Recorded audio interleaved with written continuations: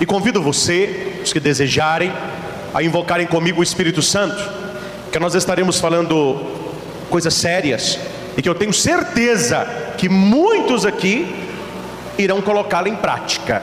Que nem todos que aqui estão acreditam, mas os que acreditam vão colocar a palavra de Deus em prática, e você verá os frutos acontecerem, e você dará um testemunho de como Deus luta a seu favor, se você é verdadeiro a seus olhos.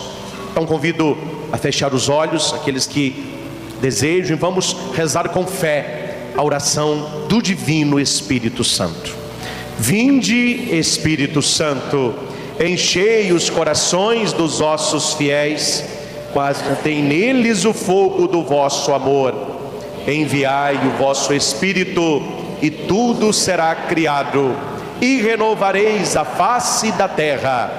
Oremos. Ó Deus, que instruíste os corações dos vossos fiéis com a luz do Espírito Santo, fazei que apreciemos retamente todas as coisas, segundo o mesmo Espírito, e gozemos sempre de sua consolação, por Cristo Senhor nosso. Senhor Jesus, mais uma vez nos debruçamos sobre a palavra eterna, palavra que não passa. Senhor, fala-nos ao coração. Tantas e tantas pessoas aqui esta noite precisam desta palavra para que sejam vitoriosas sobre o pecado, sobre o mundo e sobre aqueles que não creem em Ti. Fala-nos não aquilo que nós queremos ouvir, mas o que nós precisamos escutar. Tira-nos da nossa zona de conforto, arranca do nosso peito todo medo e dai-nos fé. Dai-nos, Senhor, uma visão profética, dai-nos, Senhor, uma visão sobrenatural de tudo aquilo que nós estamos vivendo, porque o mundo não é apenas aquilo que vemos, mas é principalmente o que nós não vemos. Como diz São Paulo, nós não devemos lutar contra homens de carne, mas contra os espíritos malignos que pairam nos ares. Dai-nos a sabedoria, dai-nos a paciência de esperar o Teu tempo e a Tua hora, e abra a nossa mente e o coração, para que possamos tomar posse desta palavra, que agora será proclamada e partilhada. Pedimos tudo isso em nome de Jesus. Amém. Amém? Amém. Meus irmãos, eu não vou ler tudo porque é um texto longo, mas neste tempo que nós temos dará tempo para explicá-lo. É do segundo livro dos Reis, o capítulo 19. Lá na sua casa, e você que está nos assistindo, fica a dica: pegue a sua Bíblia, pegue canetas de várias cores, é assim que deve ser a Bíblia. Uma Bíblia muito limpa é sinal ou de não leitura ou de não entendimento. Se lê a Bíblia com caneta, se lê a Bíblia com lápis, se lê a Bíblia com marcador, e você vai lendo e grifando, circulando, marcando, porque são textos que falam a nós. Quando você lê um texto que aconteceu há 2000 anos, 3000 anos atrás, você não precisa marcar nada, isso é uma história. Mas quando você lê a palavra de Deus, escrita no Espírito Santo, e você se coloca no texto, aí ele já não é mais lá de trás, ele é agora, ele é perene, ele é para você. Então a pregação de hoje fala sobre Senaqueribe e Ezequias. Para mim, Senaqueribe é a pessoa arrogante, pessoa que acha que ela se basta, é a pessoa que crê que ela é o início de todas as coisas, é a pessoa que não tem fé, ela acredita no esforço dela. E Ezequias é o homem que confia em Deus. Senaqueribe, ele vê o mundo apenas por uma ótica humana. Ezequias, ele vê o mundo numa ótica de Deus. Então nós podemos, claro que podemos, pegar este texto e lê-lo e contextualizá-lo no nosso momento atual. Esta é a beleza da Bíblia, isso é a palavra de Deus. Quem leu ano passado, a sua vovó, quando ela tinha 15 anos, quando o seu bisavô estava na catequese, os homens que viveram há 300 anos atrás, há 1000 anos atrás, há 1900 anos atrás, eles leram esse texto que nós vamos ler aqui. E naquela época, e no contexto deles, eles acharam esperança. E muitos descobriram nas entrelinhas segredos para a vitória. Só dá um cutucão aqui. Interessante. o padre lê um texto desse e mostra o caminho. Tem gente que não acredita na palavra de Deus, mas compra livro aí de autoajuda, de pensamento, e a pessoa fala: isso eu vou fazer, porque vai dar certo. A pessoa vai no médico, alguém que estudou para aquilo, e ele fala: você vai tomar isso. A gente toma, ou não toma? E como toma, né? Ele manda fazer um exame, a gente faz. Você vai no lugar aí que você está com multa, ou está com problema na justiça, e a pessoa te orienta o que deve ser feito para melhorar aquela situação ou resolver. A gente faz. Se vier uma multa, a gente paga. Se tiver que viajar longe para não perder o carro, a carteira, a gente viaja, porque nós acreditamos que aquilo vai resolver. Aí você vai numa igreja, como nós estamos aqui, você ouve um ministro de Deus pregar uma palavra, e tem gente que acredita mais no livro, mais em programa de televisão, e não acredita que a palavra funciona.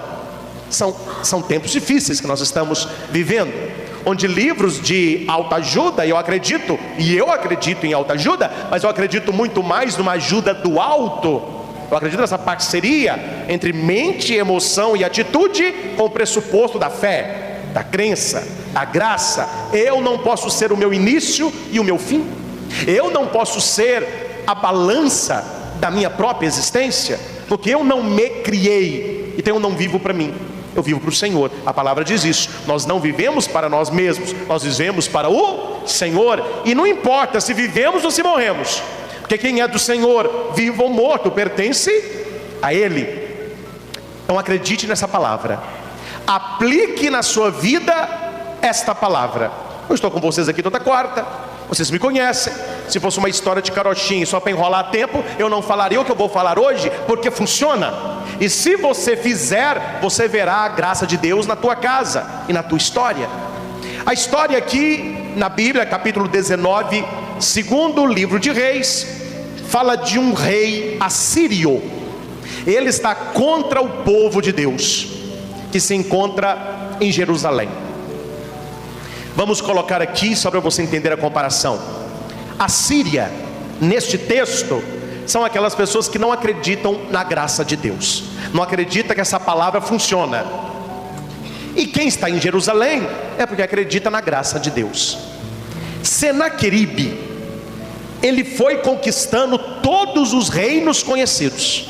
Para você entender quem era ele para ele mesmo, ele era imbatível, indestrutível, e temível e terrível.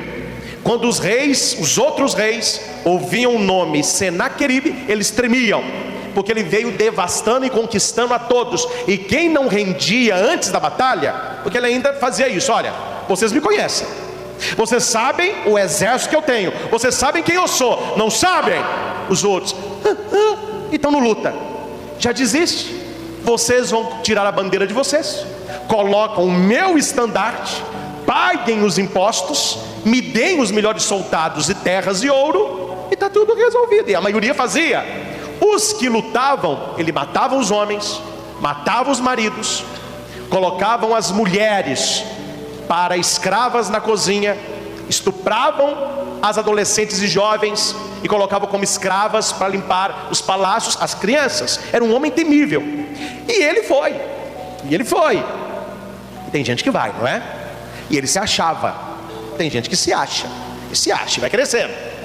E ele se achava, até que ele foi chegando perto de Jerusalém. E como ele veio conquistando tudo, aqui é apenas mais um. E ele manda uma carta para Ezequias. E o mensageiro que levou a carta já mostra o que estava na cabeça de Senaqueribe. Olha o que o mensageiro diz para Ezequias: o rei dos reis, no caso aqui Senaqueribe, manda te dizer: não te seduza o teu Deus. E eu fui pesquisar esse texto, e o verbo aqui seduzir equivale a enganar. Olha que homem atrevido. Não deixe o seu Deus te enganar, porque você confia nele, pensando: Jerusalém não será entregue na mão de um rei assírio, porque tu mesmo tens ouvido o que os reis da Síria fizeram a todos todas as nações e como as devastaram. Você acha que só tu vais te salvar? Se eu acabei com todos, destruí a todos, aniquilei a todos, o que você tem de diferente? E não pensa que esse seu Deus Eco aí vai te salvar, não. Ele está te enganando. Você está confiando no Deus que não resolve. Eu não sei se você já escutou essa frase. Você fica que você reza tanto, esse negócio não vai resolver. Você fica gastando esse tempo todo da quarta-feira, escutando aquela missa que começa e não acaba. Esse Deus não vai resolver. Você que não vai resolver seus problemas para ver se Deus vai te ajudar. Quem nunca escutou coisa semelhante pode jogar a primeira pedra. Algumas pessoas duvidam que Deus nos ajuda. Elas acham que Deus está só na arquibancada torcendo, e seja qual o time que ganhar está valendo. Esse rei achava isso e mandou falar com Ezequias, que era um homem de fé. Não deixa o seu Deus te enganar, porque você confia muito nele. Veja quantos reinos eu destruí, por que eu não vou destruir você? Contextualizando a palavra, é mais ou menos assim: veja quantos maridos estão traindo a esposa. O seu é só questão de tempo. Veja quantas namoradas chifram o namorado. A sua é só questão de tempo. Vejam quantos filhos estão nas drogas e na bebida. Os seus é só questão de tempo. Veja quantas famílias se autodestroem. A sua é só questão de tempo. Pense aqui não apenas em um rei, mas no pecado em si, na maldade em si. Se a maldade entrou em tantas famílias, por que não vai entrar na sua? Se tantos homens traíram a mulher, por que o seu não vai trair? Se tantas namoradas abandonaram o namorado por WhatsApp, por que a sua vai permanecer? Se tantos jovens estão padecendo, morrendo, sofrendo, por que os seus filhos não vai ser assim? Entendeu qual a palavra? É para te colocar para baixo, porque Ele está tirando a nossa força, que é Deus. Sem Deus estamos fadados ao fracasso. Ezequias pegou esta carta e a leu novamente. Estava escrito isso: não deixe o teu Deus te enganar. Você confia num Deus que não vai te ajudar. Você acha que Jerusalém não será entregue? Ela já está sitiada. Ela já está sitiada. E não é 1, 2, 3. Você tem quantos soldados aí? 1.000? 5.000? 15.000? Eu tenho 185.000. E já estamos cercando. O que seu Deus vai fazer? Onde eu tenho passado, eu acabo com tudo. O que você tem de diferente?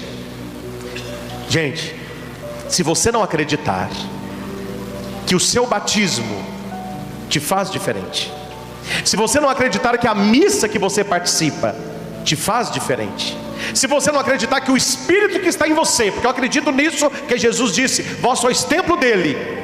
Se você não se considera alguém diferente aos olhos de Deus, para que lutar contra o pecado? Para que confiar em Deus somente de boca? Para que vir aqui? Nós não somos todo mundo. Nós somos filhos do Deus Altíssimo. Nós somos salvos por Jesus. Nós somos templo do Espírito. Então repita: eu não sou todo mundo. E porque você não é todo mundo, você tem que parar com essa: ah, mas todo mundo faz. Ah, mas todo mundo está fazendo. Todo mundo está usando. Só que esse todo mundo é na cabeça de Senaqueribe, alguém que tem um olhar humano para a história.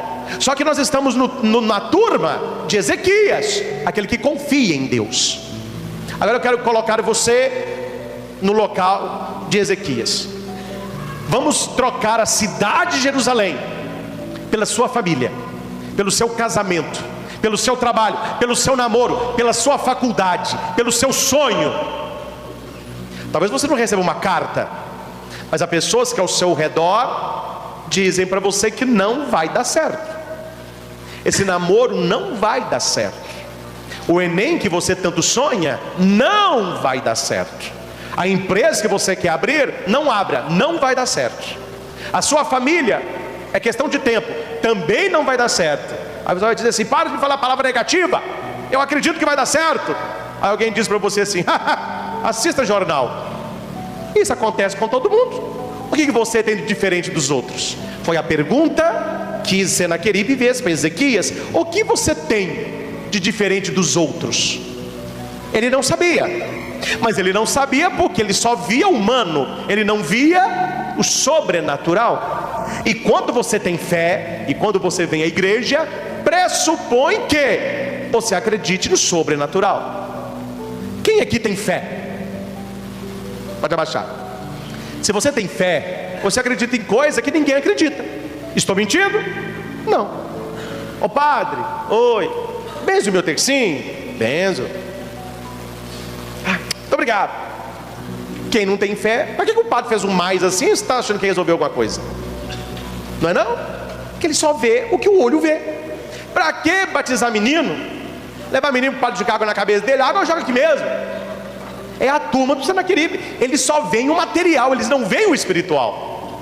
Aí você vai à missa, aquele blá blá blá que não acaba, o padre levantando aquela bolinha branca, depois o cálice, ninguém vê que está lá dentro, aí toda missa recebe a mesma coisa, que a pessoa não vê o espiritual. Para que casar? Casar e juntar é a mesma coisa. Amigado com fé é casado, é. Para que ir na igreja, receber bênção? Faz do seu jeito mesmo. É a turma do Senaqueribe. Ele só vê o que os olhos veem. Mas nós que temos fé, nós vemos o sobrenatural. E nós não vemos pelos olhos, mas sentimos pelo coração.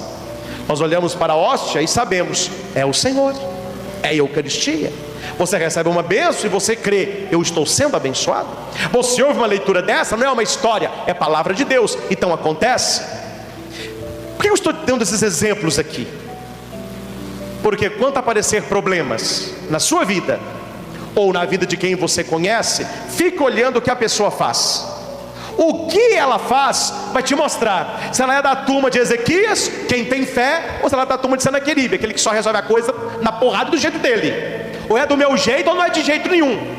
Ou não tem gente assim. Ou todo mundo que tem problema está procurando a Deus. Todo mundo que está perdendo lá fora está dobrando o joelho em oração. Não é o que nós temos visto. Ezequias tomou a carta e leu-a. Se fosse você, qual seria o sentimento do seu coração? Eu comentei isso aqui com uma pessoa. A pessoa falou, padre, eu não vou falar a palavra, mas eu estaria borrado. Quer dizer, aquele óleo, né?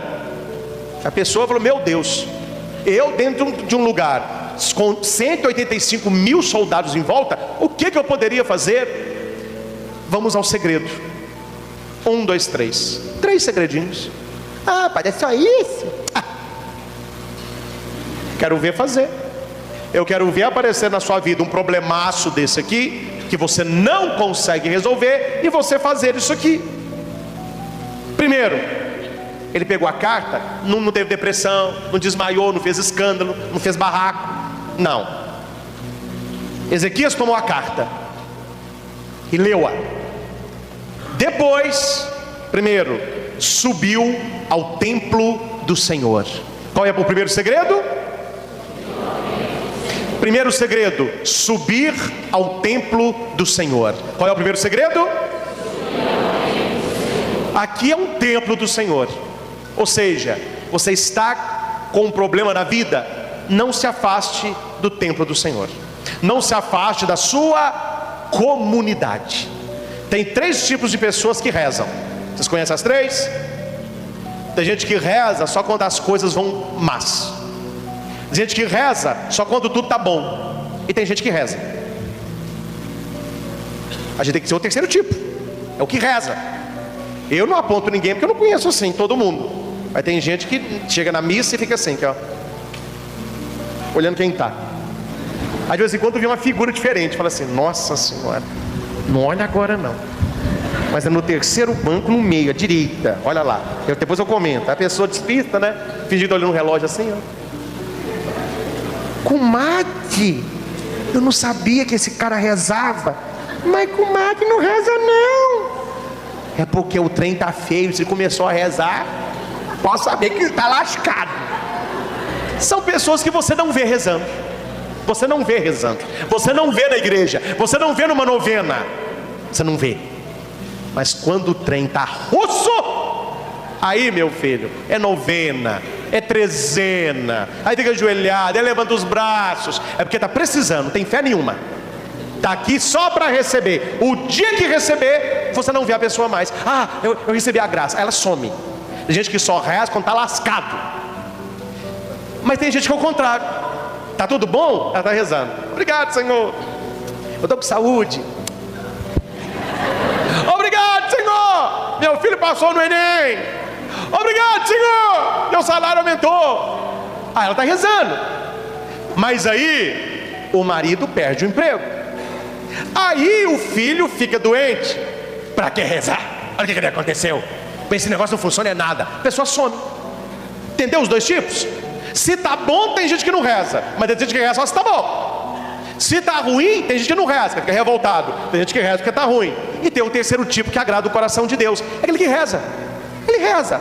Aí está rezando quando? Ele reza para sentir o amor de Deus. Subiu ao templo do Senhor. E aqui eu achei interessante, que não vai dizer entrou no templo do Senhor, mas o verbo gente. Olha que você descobrir na sua vida pessoas que não gostam de você, pessoas que têm inveja de você, pessoas que falam mal de você, que querem puxar o seu tapete,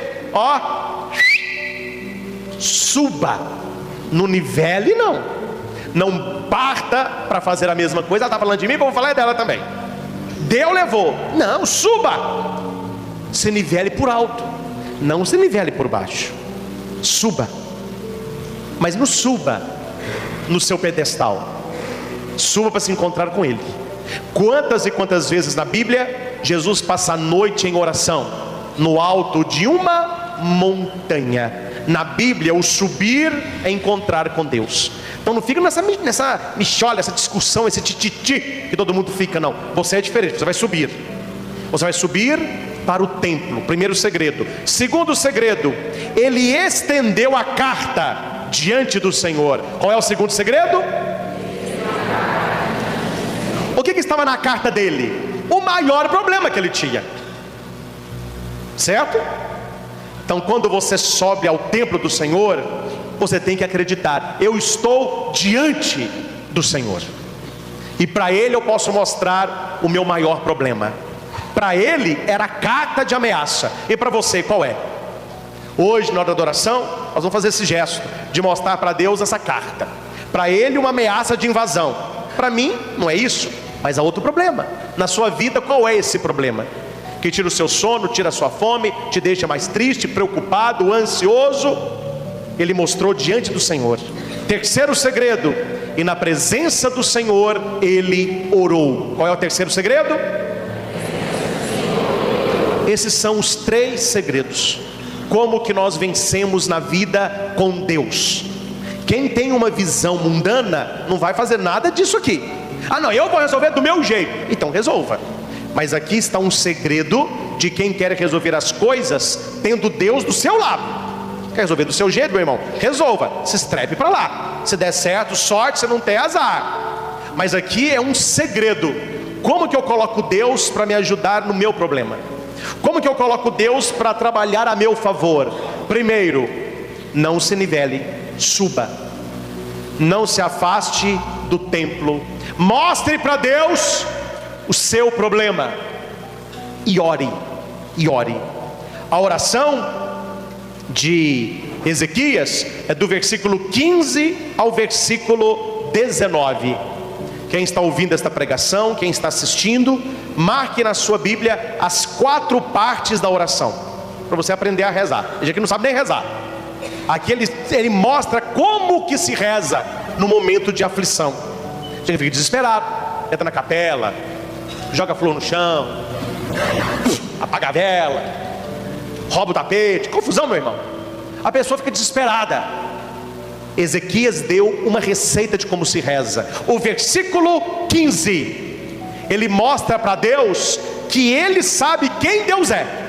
Ele não chega pedindo, ele chega dizendo: Senhor Deus, tu que está sentado sobre os querubins, tu és o único Deus, o maior dos deuses, tu fizeste o céu e a terra, eu te conheço. Bonito isso, é o versículo 15 Primeira coisa na oração, mostra para Jesus que você o conhece. Que eu não sei se você sabe, as coisas espirituais funcionam mais ou menos como a nossa vida. Tem gente que eu falo sem pensar duas vezes: Padre Cristian, você me empresta tal coisa? Não empresto não. Não empresto porque eu já emprestei, estragou. Isso não é coisa que se empreste. Eu não sou egoísta, mas eu tenho zelo, não é uma coisa muito barata. Não empresto não. E falo sempre, e durmo, nem tchum. Mas se vem um amigo próximo, se é Dom José, por exemplo, se é alguém aqui que eu tenho muita estima: ô padre, você me empresta tal coisa? Você vai tomar cuidado, né? Ou não é assim que funciona com você? Você diz não para quem você não conhece, não tem nada, então quer ficar com raiva para mim, ó. Mas quando você conhece a pessoa, e quando a pessoa te conhece, e quando é um grande amigo, é difícil falar não. Você empresta um coração doendo, mas você empresta. Ou eu estou mentindo? Ezequias sabia disso. Se eu for igual a todo mundo, Deus não vai me dar nada. Eu tenho que mostrar para Deus que eu o conheço e que eu sei que Ele pode me ajudar. Ele começa falando para Deus: eu sei com quem eu estou falando. Tem gente que não sabe com quem está falando. Olha que eu não estou puxando a orelha de ninguém, estou dando um exemplo.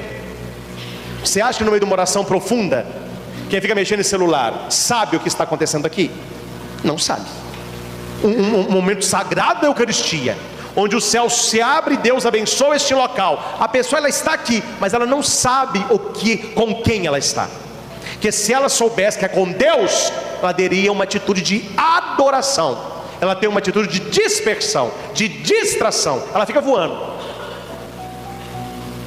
Você acha que alguém que está compenetrado com Deus, numa adoração, num retiro espiritual, numa celebração da missa, numa novena, você acha que durante esses momentos ele vai ficar trocando carícias com namorado e namorada? Bitoca, acariciando o cabelo, passando a mão na sobrancelha, doido para acabar aquilo ali, para fazer não sei o quê, porque você sabe o que é que estão querendo? Você acha que um casal desse, ele sabe que ele está aqui na presença do Todo-Poderoso? Não sabem, não sabem. Eles estão aqui por eles, não por ele.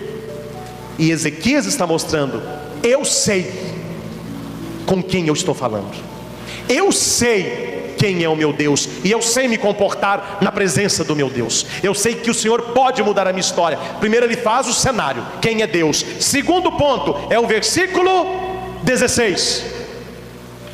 Gente, esse aqui para mim é o principal, e é o que eu faço. Para de ficar churumingando no ouvido de Deus. Deus não acha não, mas tem uns anjos que acham a gente às vezes bem chato. Vai ter que adoração, mas é chata. Coitado do papai do céu. Ezequias, ele não é um blá blá blá. Tem gente: ah padre, eu não fofoco com ninguém. Não, você fica fofocando no ouvido de Deus. Olha como que Ezequias reza: inclina teu ouvido, Senhor, e ouve o que Ele está falando. Abre, Senhor, os teus olhos e veja o que Ele está fazendo. Ouve as palavras que Senaqueribe disse, não contra mim, mas contra vós. Ponto final. Bonito isso. Ele não fica: porque ele falou isso, ele falou aquilo, ele fez isso comigo. Que oração chata, oração superficial. Faz uma oração profunda na presença de Deus. Tem alguém te apurreando, tem alguém no seu trabalho querendo pegar o seu lugar, tem alguém fofocando a seu respeito, tem alguém atrapalhando o seu casamento, tem alguém inventando mentira. Senhor, o Senhor sabe o que Ele está falando. Senhor, Tu sabes o que Ele está fazendo.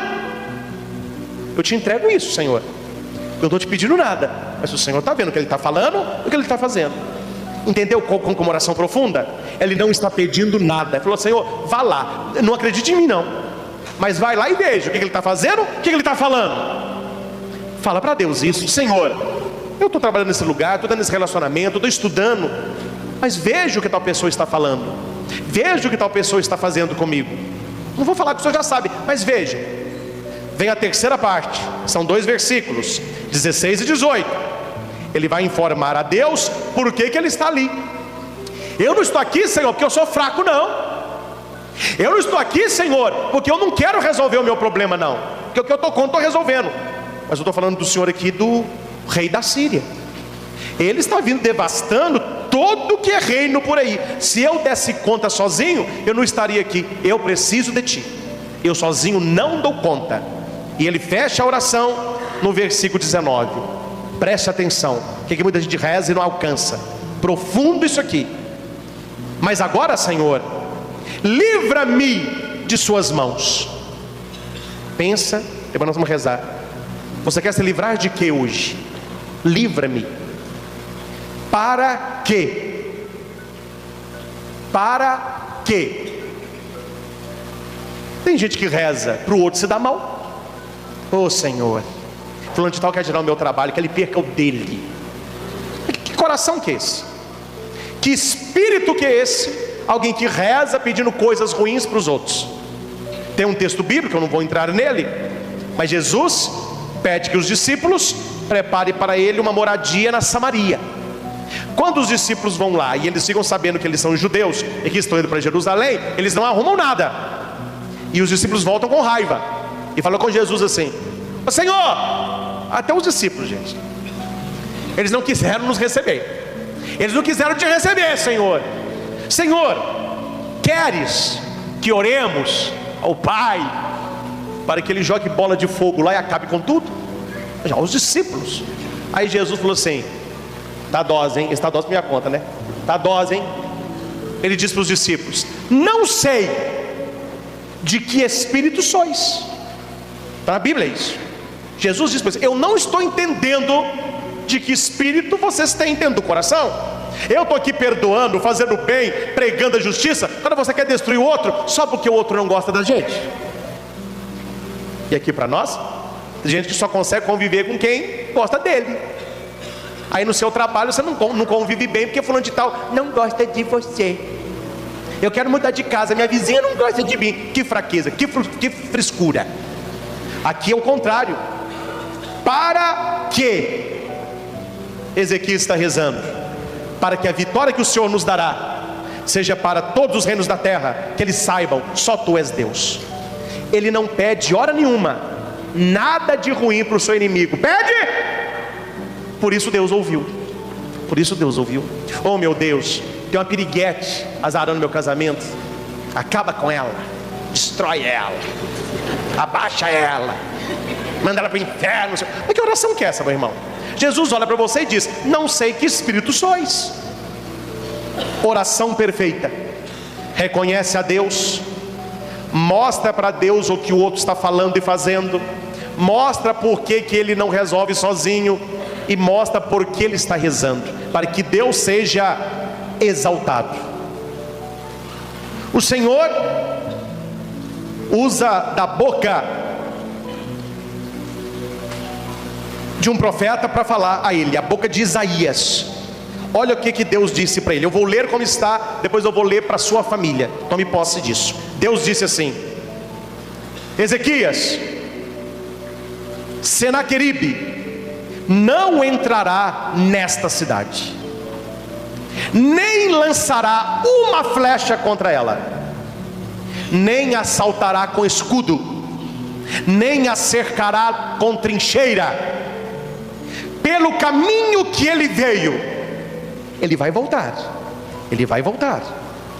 E ele não entrará nesta cidade, porque eu a protegerei, eu a salvarei, em atenção a mim mesmo e ao meu servo Davi." Esta é a palavra que eu quero que você escute esta noite. Você que está com problemas na família, no casamento, no trabalho, problema de saúde, coloque cidade como se fosse a sua vida. Coloque no lugar da cidade a sua família, o seu trabalho. Quando eu estava preparando essa pregação e rezando, ainda no hotel ontem à noite, eu troquei cidade por família. Poderia ter trocado cidade pelo meu ministério, poderia trocar cidade pelo meu trabalho, por um relacionamento. Aí você relê o texto assim, eu vou ler como se fosse família. Deus disse ao Christian, porque agora não é mais Ezequias, sou eu quero essa palavra: "O mal não entrará na sua casa, na sua família, nenhuma flecha, nenhuma maldade eu permitirei que seja lançada sobre a sua casa. O pecado não lhe assaltará, o mal não te cercará. Pelo caminho que o invejoso vier, ele voltará, e ele não te fará mal. Protegerei a tua família, salvarei a tua família, em atenção a mim mesmo e em atenção a você, que é um homem de fé. Ponto final. É uma palavra profética. E isso é que é você tomar posse da palavra. Eu acredito nisso. Essa palavra não é mais para Ezequias, essa palavra é para mim. Aí você coloca a cidade e o momento que você está vivendo. Pronto, nessa hora Ezequias acreditou. Ele acreditou. Os soldados largaram as armas, falou: pode descansar, está resolvido o problema, estamos na segurança. Eles acreditaram em Deus. Naquela mesma noite, olha que bonito, saiu o anjo do Senhor. Quantos anjos? Quantos anjos? Gente, você já tem um anjo, ou não tem? Se você não tem, cuidado, eu tenho. E o meu eu tento fortalecê-lo. Esse é o tema do nosso retiro das rosas, os anjos. Entrar em contato com o nosso anjo, ter intimidade com o anjo da guarda, fortalecê-lo. Tem gente que acredita que anjo da guarda é só criança de catequese que acredita. Aí você cresce com esse anjo aí, coitado, despenado, isolado, esquecido. Ele fica lá tentando fazer alguma coisa, mas está difícil o negócio. Eu tenho um anjo, a palavra diz: darei um anjo para te guardar. Então nós temos um segurança particular, um anjo olha aí, é para guardar. Saiu o anjo do Senhor.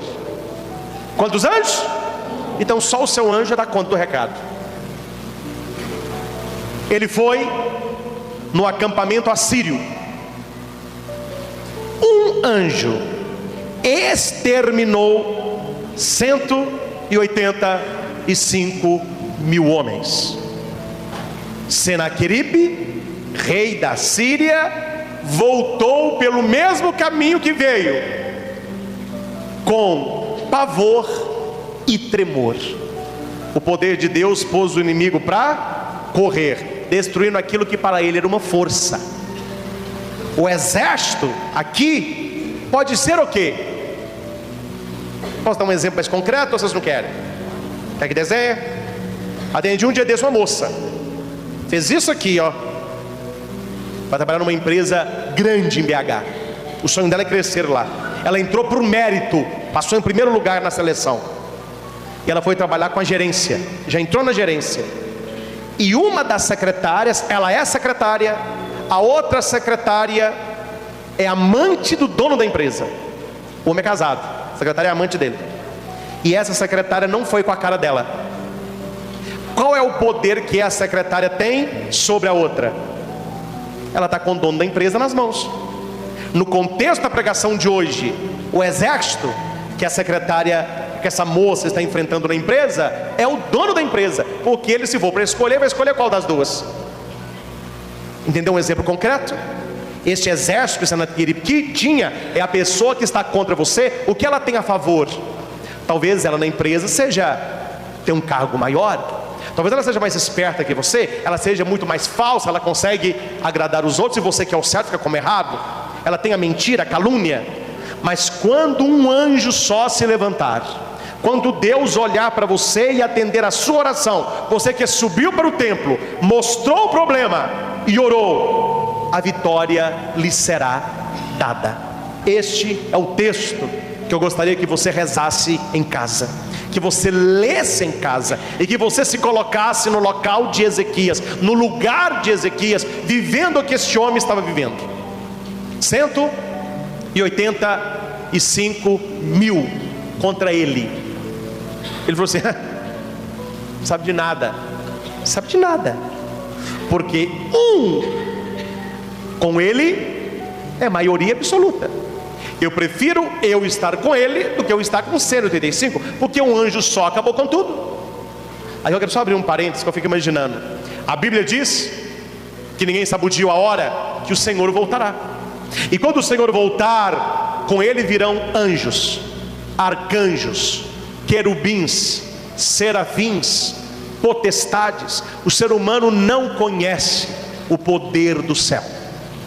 Pintar o céu é uma coisa muito assim, nuvem branca, aqueles anjinhos gordinhos voando. O pessoal acha que céu é esse negocinho de desenho animado. O céu é poder, o céu é glória, o céu é maior do que tudo aquilo que você já viu e verá na nossa vida tão rápida neste mundo.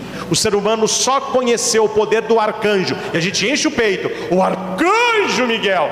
O arcanjo Miguel é como se fosse um cabo. Tem o soldado, são os anjos, tem os cabos, que é o arcanjo. Em cima do arcanjo tem vários graus de anjos e com poderes maiores. Se um anjo é capaz de matar 185 mil, imagina o que não pode fazer uma potestade.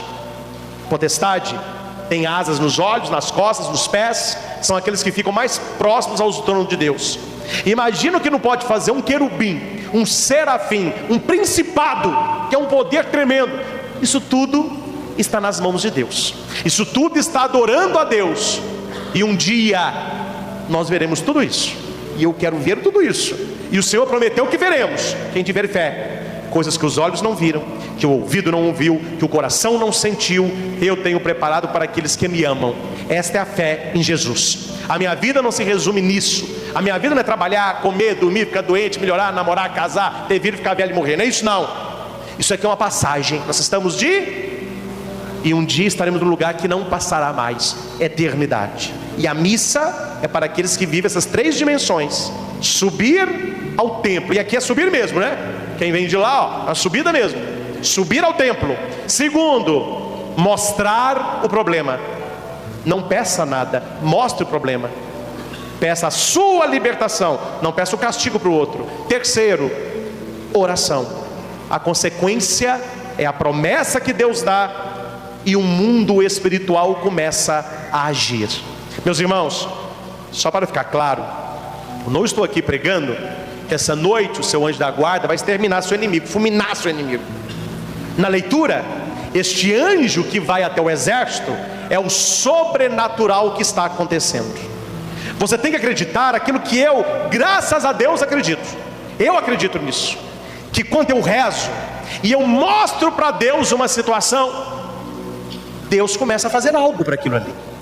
Eu não sei o que Deus está fazendo, mas eu creio, algo Ele está fazendo. Algo o mundo espiritual está fazendo. Aí você fica olhando pessoas que dão certo na vida, pessoas que estão aqui e tem uma coletânea de testemunhos, e você não sabe como tomar posse disso para que você também o tenha. Amém?